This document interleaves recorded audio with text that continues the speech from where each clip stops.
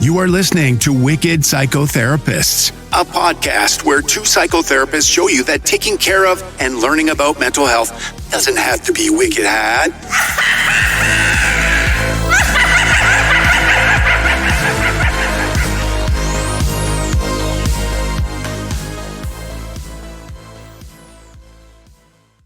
I'm Tanya Dos Santos. And I'm Erin Gray. And this is Wicked Psychotherapists. Today we're talking about the Netflix series called Beef. We had both watched it. Erin at the tail end, and I kind of filled in the last couple. I asked Tanya for the spoilers for the last episode. Which, if you've all seen the last couple episodes, you know it was really hard to explain, like very trippy and bizarre. So today we're going to be talking about a lot of topics that relate to mental health. I thought that this would be something that would be good to discuss because there certainly are a lot of people who experience these different things and themes that we had seen within the series. And it is really important to pick those out and take a look at that, not only from an individual level, but also societal and be able to just reflect on that. Yeah. We both enjoyed the series Beef. Just to let you know, if you are going to continue listening, if you haven't seen it, if you want to see it and you don't want any spoilers, unfortunately, there's going to be spoilers in here. Okay. So we don't know when this is coming out. Maybe everybody hasn't watched it that wants to watch it, but relatively new around right now. I would say one of the primary themes that we really touched upon and that we were discussing was how the two main characters who are in this really horrific road rage incident, the rage that gets expressed in this, and where does that come from?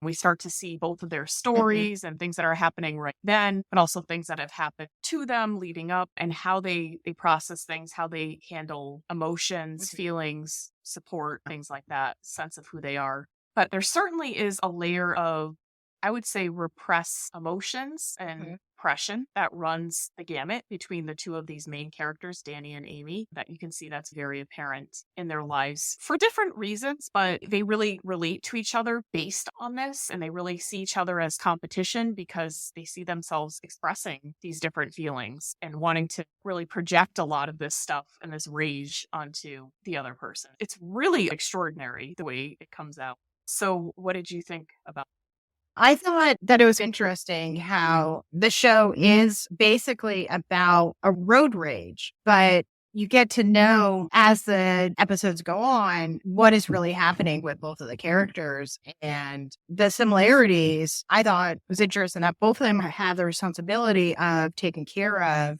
their family and financially, emotionally, but they're not really encouraged or expected to express their own emotions. So they're that person being there for their child or make sure their husband's fine or taking care of their little brother or their parents, but nobody's really there to listen to their concerns or help them. Yeah, and you see all these other characters in their lives that have supported this way of expression or actually repression of emotions. In Amy's life, we see her parents very much have a very strong thread of denial and not talking about things, even to the point where Amy confronts her mom about an affair that her dad had when she was a teenager.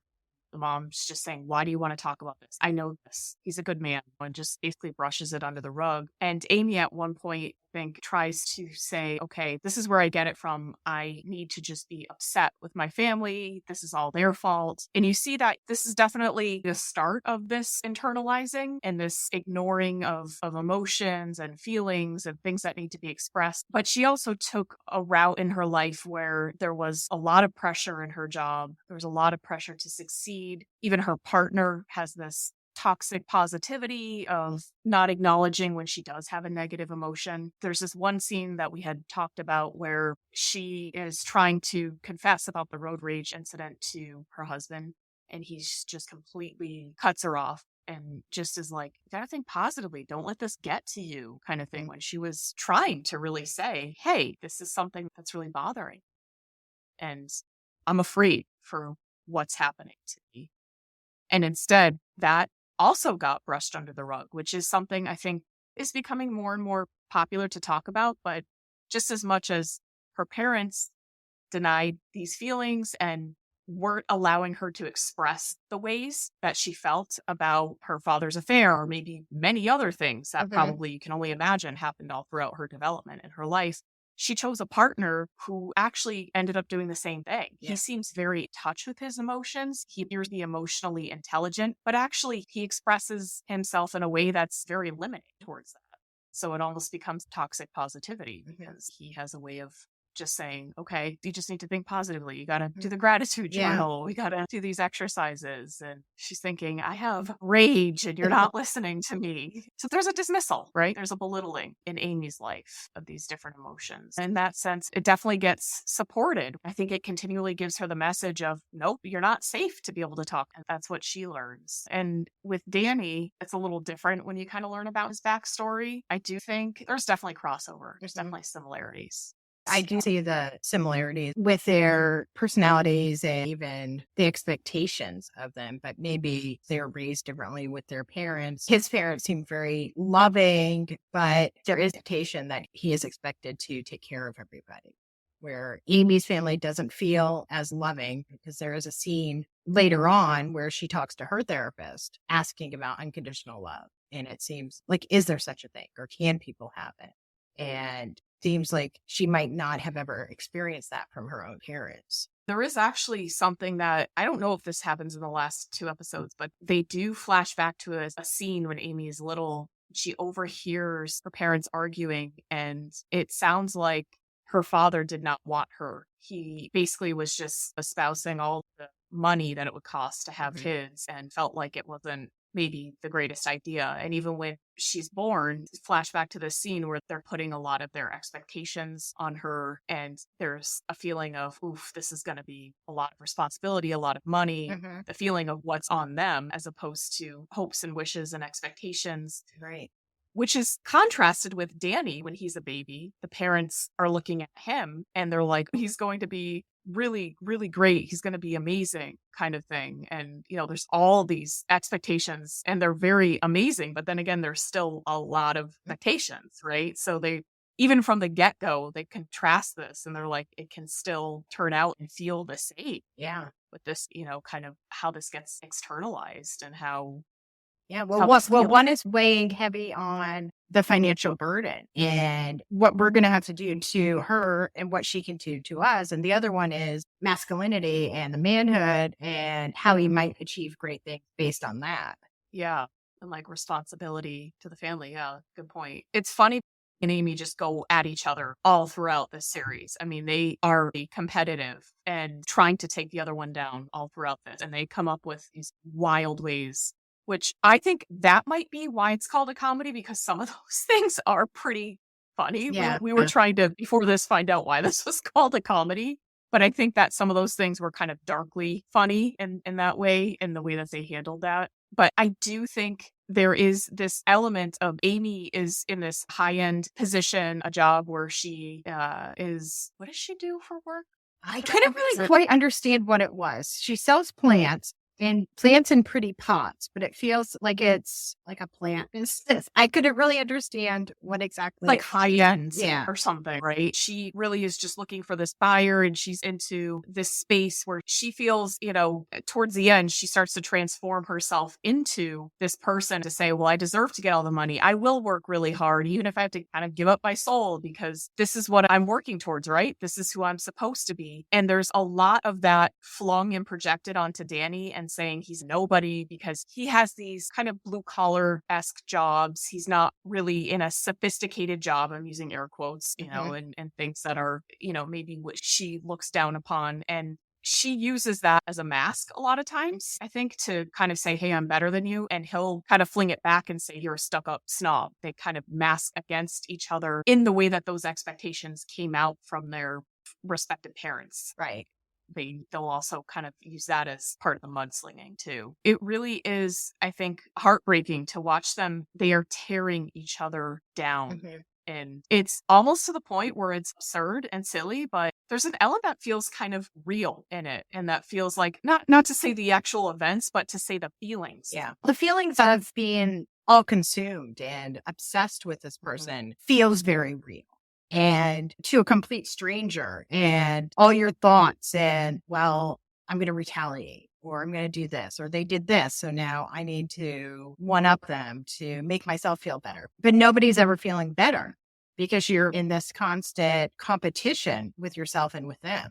Yeah, absolutely. And there's that quote that keeps coming up over and over the series that says something like, I continue to fade away. I'm just a snake eating its own tail. Something, I'm totally butchering that, but it's something relating to that. How Amy repeats that a couple of times. And when Amy's kind of at the top of her game and she's holding a party at her house and Danny shows up because he was invited, he doesn't want to go, but he's like, okay, I guess I will go kind of thing. And she thinks he's there for nefarious reasons. And she confronts him and he's like, no, seriously, like, how do you feel though? And she's like, I don't know. We're all just kind of fading away and chasing our own tail, trying to eat it kind of thing. Some kind of a weird response to think she'd be really happy.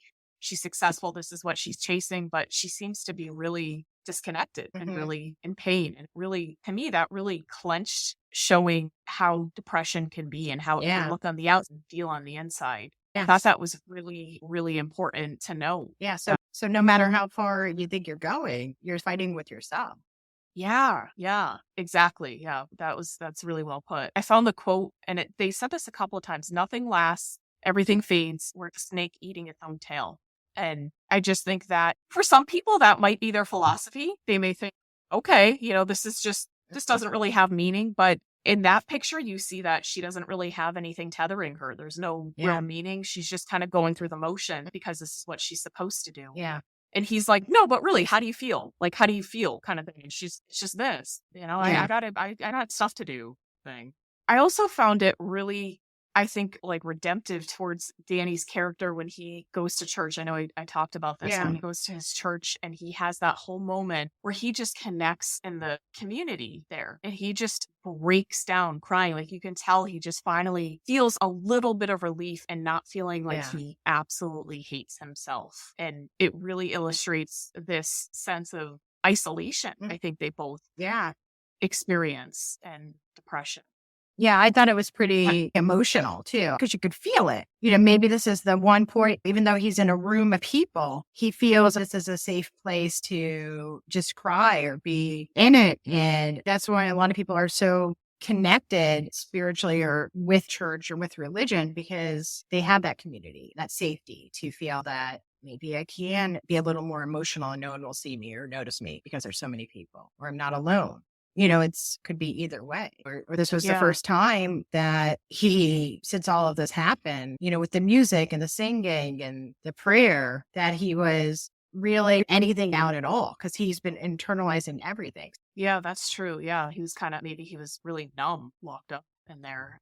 That really reflected a lot of, I think, themes of people going through pandemic, people being isolated and kind of this cultural, societal point of view. I know this is kind of a really meta type of thing, but I do think there was a little bit of that in there where it was saying, hey, people are disconnected, and not to say you just go to church and everything's fine, right? It probably points to if there's isolation or depression. We always talk about support, safe supports, right? Because that can feel good emotionally. Yeah, because you mentioned the safe support, because it sounds like he had some connection and support, like his cousin and his brother, but his cousin was not very safe. His cousin had, I did this for you, you owe me, and a lot of his things were not healthy. And his brother, there was the support, but Danny was mostly supporting his brother, almost like a father figure. So it was not evenly weighted in either of those relationships. Yeah, that's true. And there's a lot of pressure that gets created just from those two relationships. And when we learn that Danny has been kind of screwing over Paul whole life. He's been trying to keep him within his purview. And I think at one point he does say to him, you need to get away. This is when they're at house, the lady who's over Amy's business, and he says, you need to get away from me. I think I'm bad for you. And he has that moment of realization. He tells him, I threw away your college applications, and that's why you're kind of stuck in this. Apparently we get the idea that Paul could have gone away and could have been really successful, but he didn't get any response to his college applications because his brother threw him away before he had a chance to mail him out. Yeah, and maybe it was like fear of seeing his brother succeed would mean that he is a failure, and so he inadvertently or on purpose sabotaged his brother just to keep him where he was. And it was probably really hard for him to finally tell the truth. Yeah. And I think you're right. I think it definitely was a lot of his, if I keep you here, then you won't recognize your potential, because maybe there was a part of him that felt like, I never got to recognize my potential. Why should you? It's kind of a very young way of feeling about your sibling. And also just like competition in general. If you don't get the extra cookie, I don't, or if I don't get the extra cookie, you don't either. Right. I think speaks to that kind of inner child in him, what he could do without all the pressure of having to take care of his family. Yeah. And it's so heartbreaking when you see the house blow up and the parents come and they see it on fire, and they're just like, the parents are just so disappointed, and Danny's, no, everything was fine. I don't understand. And the parents are just like, we're jet lagged. Can you just take us home? We knew that this wouldn't work, kind of thing. Yeah. And now they want to go back. Yeah. And he just feels like a complete failure. And then to learn that it was his fault. He did have faulty wiring put in there. And there's just this feeling that he always is reaching for greatness. He's always trying to do the wiring in the house, trying to save money kind of thing, when he could have hired a contractor, right? He could have hired someone to put this in appropriately. It seems like with the house, I don't know that he was trying to really save money everywhere, but it was almost to prove to himself, I can do this. It all. And yeah, like at the beginning, yeah, where he's so desperate for money at that one guy's house. He's like, oh yeah, I could do the trees. I could do this. I could do, even though he's not licensed or bonded or trained in any of this other stuff. Yeah. He kind of just feels like I should be able to do this. There's that kind of always pressure that he's always had. And I think these two people just absolutely self-destruct. And I mean, to the point where they drive each other off of a cliff. Literally. Then we get to that trippy scene where they're just interacting with each other, and then something really important happens where they connect. They genuinely connect and see each other, and they realize, oh my gosh, this is what you've needed. This is what I've needed. Why didn't we spend our time with this? And then they get another chance, and then they lose it very quickly. Yeah. Danny does. Danny loses his chance. It's literally kind of a self-destruct and then destruct. Yeah. Sequence. I mean, and there's so many things too, like with this show of not knowing what the other person's going through. I mean, like that's why you always hear, don't beep at people. You don't know what people are going through in the line at the checkout. You don't know what coworkers are going through unless you ask them. It's really easy to be pissed off and mad at the next person, but it takes a little bit more time. It's a little more difficult to go inward to think of like, what could they be going through? Yeah. And I think when you have that much pressure, like these characters, Danny and Amy had at the beginning, when we realized all the stuff they were doing from the start and all the things that were going on in their lives, they didn't really have an outlet. And this kind of almost seemed to be that discovery of, you see a part at the beginning where Danny discovers Amy's address. And then when Danny comes in, he's all over her floor, and then she runs after him. She starts to plot this counterattack, and there's almost a sick pleasure. Yeah. It's almost kind of like, this feels good to release. So being aware of the need to kind of say, hey, am I so kind of blocked up to hear that someone cutting me in line is going to cause me to lose my is also a big thing. It's a huge thing to be aware of that. And not to say that we haven't all felt like we've all had bad days. We feel like everything's going wrong, or weeks or phases in our lives. Yeah. It's just, I think, the awareness of that. And I think that's probably why we decided to talk about that, is that it really can be important how much control.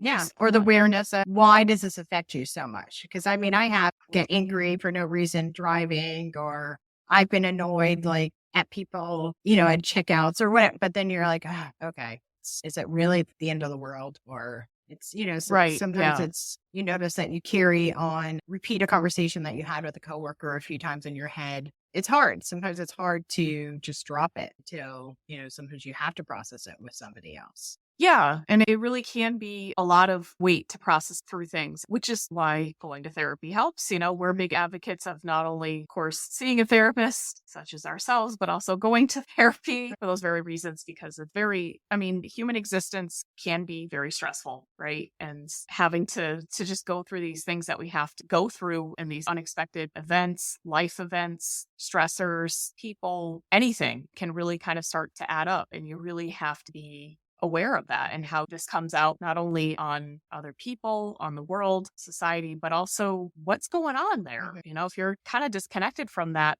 can be a very dangerous place. And this is an example of how this can really get out of hand, that disconnection. Important to have that outlet, that person, something to let things out. Yes, journaling or gratitude journals are great. Exercise is good. Finding a community, but try not to just go inward for everything. Sometimes you do need another release so that it doesn't all explode. Yes, absolutely. And not feeling like you have to project the perfect image or do everything that you're expected to do, no matter what, without having feelings, without having emotions, and without having setbacks in that, because that is very human. That's not Instagram life, right? But Instagram life is not real. And that's unfortunately, I think, a lot of the pressures that people have. Yeah, I think a lot of people still have not fully realized that it's not reality. It is difficult, and people still feel the need to portray themselves a certain way, whether it's to family, friends, or social media, and what they really are or how they're really feeling. Yeah. I mean, you definitely can see the pressures. You can see that around you, but this is also an example of how it can get very, very far and very dangerous and express itself in this way. So with that, that is Beef. Check it out if you have not already. I'm sure you probably have if you clicked on this, but let us know what you think. If there's anything else that maybe we didn't touch upon, something that you would have liked for us to talk about, or just any comments or anything like that. And yeah, like and subscribe, and we hope to see you next time. Yeah.